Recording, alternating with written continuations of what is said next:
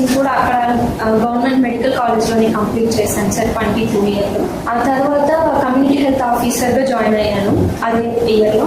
ఒక 2.5 years serve చేశాను sir ఒక విలేజ్లో, వరకవుపుడి గ్రామం. తర్వాత మా ప్రిన్సిపల్ నాకు సజెస్ట్ చేశారు, ఇలా గవర్నమెంట్ ఒక ప్రోగ్రామ్ స్టార్ట్ చేసింది సీడా స్కిల్ డెవలప్మెంట్, దాంట్లో ఇలా జర్మన్ కోచింగ్ కూడా ఇస్తున్నారు, నువ్వు అడిగావు కదా నాకు ఏదైనా ఛాన్స్ ఉంటే చెప్పమని చెప్పి అని తను సజెస్ట్ చేశారు సార్. కానీ నేను నా ఫ్రెండ్స్కి సజెస్ట్ చేస్తే ఎవరు నమ్మలేదు. Today I'm the inspiration to them with the help of government. నేను అందరికీ థ్యాంక్స్ చెప్పాలనుకుంటున్నాను సార్, ఎందుకంటే మాకు ఒక స్మాల్ ఫ్యామిలీ, మా మదర్ సింగిల్ ఎర్నర్, నేను తనకు హెల్ప్ చేయాలనుకుంటున్నాను.